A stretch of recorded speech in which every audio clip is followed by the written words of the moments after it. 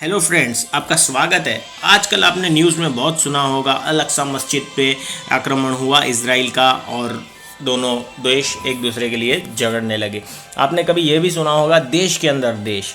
जी हाँ, ये जो इजराइल है उसी के अंदर पैलेस्टाइन नाम का एक अलग देश है। ये सब जो कॉन्फ्लिक्ट हैं, जो बहुचर्चित मगजमारियां हैं, उसे आप समझने के लिए हमारे साथ बने रहिए, क्योंकि आपको वीडियोस तो बहुत से दिखे होंगे, आपको जानकारी भी बहुत सी मिली होगी इस पर यह इतने पे ख़त्म नहीं हो रहा। आपको समझाने के लिए हम ले जाएंगे आपको हिस्ट्री के उन पन्नों पे जहाँ से ये स्टार्ट हो रही है।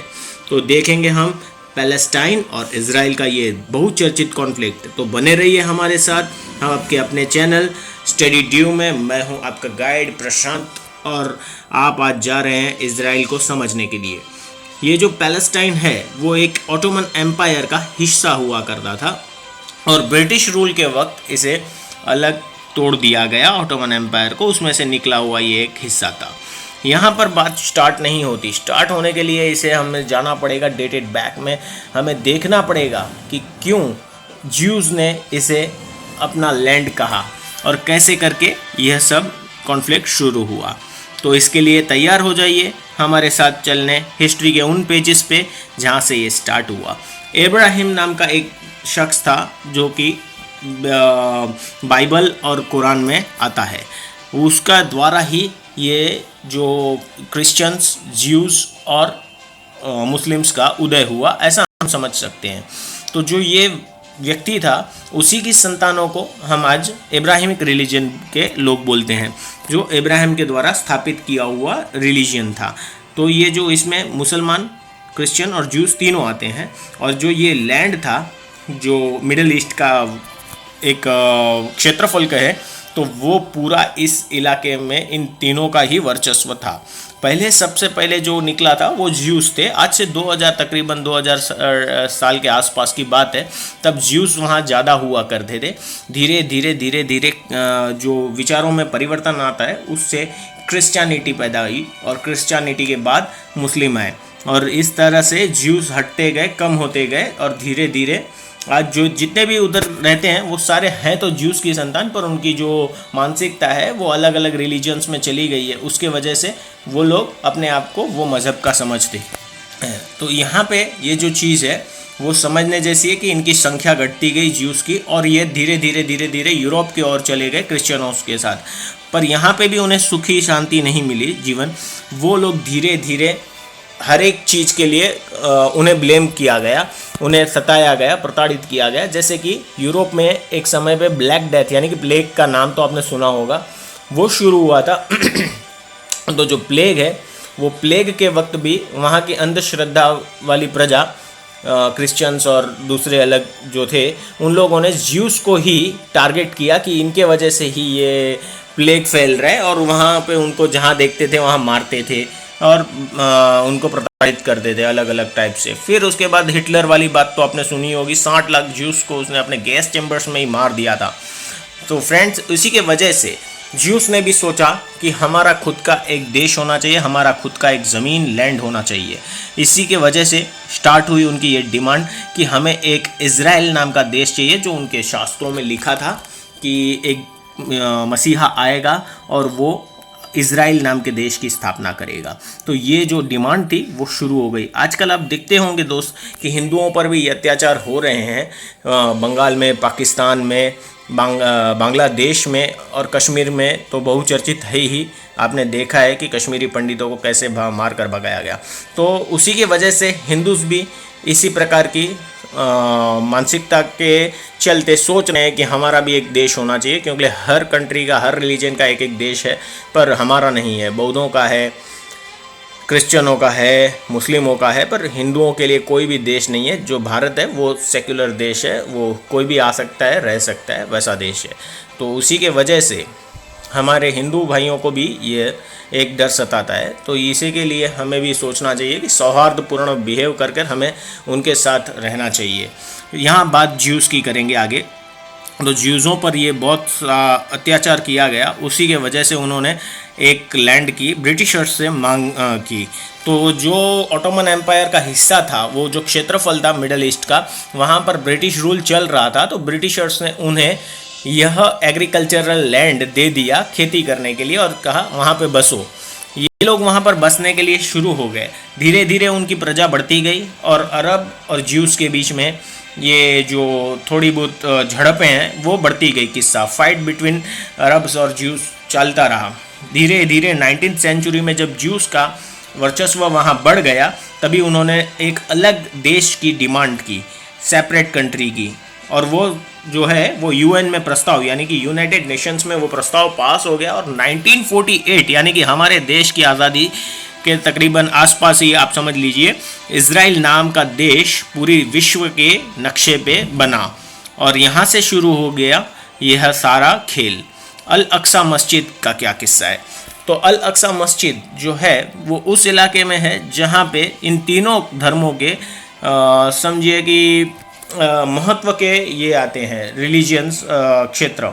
तो उसी के वजह से अल अक्सा मस्जिद और वहाँ के आजू बाजू के क्षेत्र सभी के लिए बहुत ही महत्व के हैं। यहाँ पर इस्लाम का तीसरा यानी कि मक्का और मदीना के बाद तीसरा पवित्र स्थान अल अक्सा मस्जिद माना जाता है। और इसी प्रकार से क्रिश्चियनों की भी कुछ मान्यताएं हैं और ज्यूस की भी कुछ मान्यता इसी से ही जुड़ी हुई हैं। तो वहाँ पे आप देख सकते हैं कि आए दिन अपने धर्म की स्थापना के लिए या अपना वर्चस्व बढ़ाने के लिए आए दिन कुछ न कुछ होते रहता है। हमास नाम का एक आतंकवादी संगठन है, वह भी वहाँ पे करता है। आपने देखा होगा कई बार मस्जिदों से शुक्रवारों को नमाज़ों के बाद, जैसे कश्मीर में हुआ करता था कि आप कश्मीर छोड़ो, हम यहाँ पाकिस्तान, कश्मीर बनेगा पाकिस्तान, जैसे मस्जिदों से आवाज़ आते हैं आतंकवादी संगठनों के। तो उसी प्रकार से कई बार मस्जिदों से यह आतंकवादी सपोर्ट्स होते हैं और भारत की तरह न होकर इज़राइल उसको कड़की से बिहेव करता है उसके साथ। उसी के साथ यह जो आप यहाँ दीवार देख रहे हैं वो और कुछ नहीं, उस मंदिर का टुकड़ा है जो यहूदी लोग पूजते हैं, यानी कि ज्यूस का मंदिर जो था उसका यह मंदिर की अब एक वॉल ही बची है। बाकी सारा इन लोगों ने तोड़ दिया था भूतकाल से, 2000 साल से लेके अब तक में जितना भी परिवर्तन आया है उसमें। तो अब ये वह दीवार को ही अपना मंदिर की मानते हैं और उस पर ही पूजा करते हैं अपनी। और उसके बाद जब इज़राइल देश सत्ता में आया तो इन अरबियों ने और मुस्लिमों ने उसे एक्सेप्ट नहीं किया और हर बार उसे चुनौती दी। और हर बार भगवान की कृपा समझिए या इज़राइल की मेहनत समझिए कि 1948 से लेके आज तक हर बार इज़राइल ही जीतता आया है। ये जो फर्स्ट वॉर था, जैसे ही इज़राइल देश सत्ता में आया सारे अरब देशों ने उन पर आक्रमण किया और सत्ता में आते ही अमेरिका का सपोर्ट मिला और वह लोग अरब के सामने जीत गए। उसके बाद एक और आया 1967 में, जो 6 दिन का वॉर बोला जाता है। ये 6 डेज़ वॉर के नाम से बहुत ही प्रसिद्ध है और आप जान के बहुत खुशी होगी कि इस वॉर में भी जो इज़राइल है उसी की जीत हुई। बहुत हद तक कहें तो इज़राइल ने कितने सारे पैलेस्टाइन और अरबों के एरियाज़ जीत लिए थे उसमें, और फिर राउंड टेबल पर उनको वापस भी दिए गए थोड़े बहुत। ये चीज़ समझने जैसी है, इस पर हम कभी और डिटेल में वीडियो बनाएंगे और आपको समझाएंगे। इसके बाद म्यूनिक नाम का जो ये ओलंपिक गेम का शहर था, तभी उधर भी 11 इजरायली जो खिलाड़ी होते हैं उनको आतंकवादियों ने घेर लिया और कत्ल कर दिया। इसके बाद मोसाद नाम की जो इजराइल की संस्था है, जैसे हमारे यहाँ रॉ होती है वैसे वहाँ मोसाद है, तो उन्होंने यह बीड़ा झड़पा और बदला लिया आतंकवादियों से। यानी हमें यह समझना होगा कि हर क्षण हर पल इज़राइल को मजबूर किया गया डिफेंडिव बनने के लिए। वो लोग हर वक्त पे कहीं पे भी मिसाइल छोड़ देते हैं, कुछ भी कर देते हैं। इसीलिए एंटी मिसाइल सिस्टम भी आयरन डोम करके है, वो अभी बनी है, पर इससे पहले भी बहुत सालों से इनका ये कॉन्फ्लिक्ट चलते आ रहा है। तो आपको ये समझना होगा कि किसी को इतना मजबूर किया जा रहा है कि वो करे। इसके बाद एक योम फेस्टिवल करके उनका एक देश का फेस्टिवल आता है, उस वक्त पे भी उन पर आक्रमण हुआ था और उसका भी बहुत ही उम्दा तरीके से इज़राइल ने जवाब दिया था। जो यहाँ मैप है 1946 से लेके 2012 का, जिसमें आप देख सकते हैं कि पैलेस्टाइन जो ये ग्रीन एरिया है यहाँ वो पैलेस्टाइन है, और ये जो धीरे धीरे कम होते गया, और वाइट एरिया जो इज़राइल है वो बढ़ते गया। ये सारा धीरे धीरे धीरे धीरे जब जब इन्होंने आक्रमण किया तब तब एक एक एरिया का इन्होंने खोते गए, और धीरे धीरे करके आज ये तकरीबन इसी हिसाब से है। ये जो ग्रीन एरिया है वो पैलेस्टाइन है, और यहाँ ये पैलेस्टाइन का ही एक हिस्सा है, गाज़ा पट्टी बोलते हैं, गाज़ा स्ट्रिप। यहीं से आतंकवादी लोग अलग अलग मार करते हैं, और इज़राइल की जो आयरन डोम नाम की मिसाइल प्रणाली है वह बचा लेती है। यह भी समझने जैसी बात है कि मिसाइल जो समझो गाज़ा से ऐसे फेंकी जाती है तो लोगों को लगता है ऐसे अटका देता होगा आयरन डोम, ऐसा नहीं है। यहाँ पे ये समझने जैसी चीज़ है। आपके ज्ञान के लिए मैं बता दूँ कि अगर गाज़ा से ये मिसाइल फेंकी गई है तो इज़राइल का आयरन डोम एक और मिसाइल साथ में फेंकेगा, जो ये मिसाइल है उसकी हीट और इलेक्ट्रॉनिक सेंसर्स को माप के वह कहाँ गिरने वाली है उसका वो पता लगाता है, और उसके साथ साथ जाके वह मिसाइल जो बचाने वाली मिसाइल है इज़राइल की, वो उस अपने आप को फोड़ देती है, और साथ साथ में उसके ब्लास्ट के साथ इनकी भी मिसाइल ब्लास्ट हो जाती है। तकरीबन 1000 अभी के टाइम पे 1000 इन्होंने मिसाइलें फेंकी थी, जिसमें से कुछ एक ही मिसाइल जाकर उन पे गिरी है इज़राइल पे, वो भी ऐसे इलाकों में जहाँ पे कुछ ज़्यादा नुकसान नहीं हुआ। तो यह चीज़ है कि इज़राइल का आयरन डोम उसे बचाता आ रहा है, वरना आज इज़राइल तबाह हो जाता, और कहीं ना कहीं पे आपको रिएक्ट करना ही पड़ता है, क्योंकि इन्हें पता है कि अगर इन्होंने रिएक्ट नहीं किया तो इनका देश नहीं बचेगा, ये लोग नहीं बचेंगे, ये प्रजाति नहीं बचेगी। कंपलसरी आर्मी की ट्रेनिंग उधर दी जाती है दोस्तों, उसका भी रीज़न यही है। हर एक व्यक्ति को, हर एक नागरिक को वहाँ के आर्मी की ट्रेनिंग लेनी कंपलसरी है। उसका रीज़न ही ये है कि ये छोटू सा देश जो है, यहाँ आप देख सकते हैं कि ये जो पूरा ग्रीन एरिया है, यह पूरा ग्रीन एरिया इनका है, इस्लामिस्ट का। यहाँ पे इस्लाम का वर्चस्व है, और ये छोटा सा जो है देश वही इज़राइल है। तो आप समझ सकते हैं कि जो इज़राइल है उसको अपने अस्तित्व को बचाने के लिए क्या कुछ नहीं करना पड़ता होगा। हम देख सकते हैं कि आज भी ये लोग लैंड को लेके कितने रिलीजन और लैंड को लेके कितने एक्सट्रीम लेवल पे सोच रहे हैं।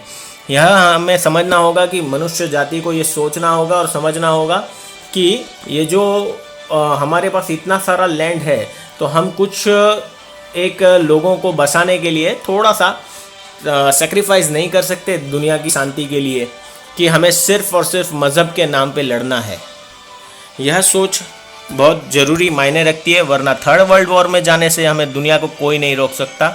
यहाँ पर आपको यह दिखाया जा रहा है कि जो पैलेस्टाइन या इज़राइल जो भी आप कह सकें, वह देश के अंदर यहाँ जेरूसलम नाम का एक एरिया है। यही जो है जेरूसलम, वहीं पे अपना इनका यहूदियों का वॉल आता है, क्रिश्चियनों की पवित्र स्थान आते हैं, और अलग सा मस्जिद भी यहाँ पे। यह जो गाज़ा स्ट्रिप है, वहीं से एक्सट्रीमिस्ट हमास नाम का जो ग्रुप है वह अटैक करता रहता है। जैसे आपने सुना होगा कि आतंकवादी हमले अमेरिका पे हो रहे थे, दूसरी जगहों पे हो रहे थे, तो हर एक आतंकवादी हमलों में एक एक एक्सट्रीमिस्ट ग्रुप होता है। वैसे ही यहाँ पर भी एक एक्सट्रीमिस्ट ग्रुप है जिसका नाम है हमास, और वही इज़राइल को नाक में दम कर रहा है और मजबूर कर रहा है कि वो भी सामने आंसर करे, डिफेंडिव पोजीशन से आक्रामक रूप में धारण करे, और इसी के वजह से यह सारा कॉन्फ्लिक्ट है। पर यहाँ आपको समझना होगा, जो ये इज़राइल है उसका ये सारे लोग मिलके, पूरा मिडिल ईस्ट और अरब मिलके भी कुछ नहीं बिगाड़ सकते, क्योंकि मैन्युफैक्चरिंग सारी इज़राइल में ही होती है। डिफेंसिव जो इक्विपमेंट्स हैं और उनकी खुद की सैटेलाइट्स हैं, उनके खुद के हर एक चीज़ का प्रोडक्शन आज इज़राइल खुद अपने देश में करता है। उसे अगर बैंड्स भी कर दिया गया तो भी उसके कोई फ़र्क नहीं पड़ने वाला, क्योंकि वो कम पानी में खेती भी खुद करता है। हाइड्रोपोनिक्स खेती का इजाद उन्होंने कर रखा है, तो उसे कम से कम बाहर से चीज़ें लेनी पड़ रही हैं, और ज़्यादा से ज़्यादा एक्सपोर्ट कर रहा है, तो कंट्री है उसकी जीडीपी अच्छी है। और हर कंट्री के जैसा हम भी कई बार हमारी सरकार को बोलते हैं या न्यूज़ में सुनते हैं कि जीडीपी कम हो गई है, जीडीपी कम हो गई है। जीडीपी का मतलब होता है ग्रॉस डोमेस्टिक प्रोडक्ट, जो आपको अपने देश में प्रोडक्ट बन रहे हैं वह कितने बन रहे हैं उस पर होता है। तो मित्रों ये समझना होगा कि आपको भी प्रोडक्शन करवाना होगा। नौकरी करूं, विदेश जाऊं, ये सोच के हम आगे नहीं बढ़ सकते। हमें भी इजराइल की तरह ये सोचना होगा, ये देखना होगा कि हम क्या चीज़ हमारे देश में बना सकते हैं और उसके कारण हमारे देश की उन्नति हो सकती है। तो आप बने रहिए हमारे साथ, हर बार आपके लिए कुछ नया लाने की कोशिश करते हैं। आप लाइक सब्सक्राइब करिए, तो ही आप हमें मोटिवेट कर सकते हैं नए वीडियोस के लिए। और जय हिंद, जय भारत, आपका दिन शुभ हो।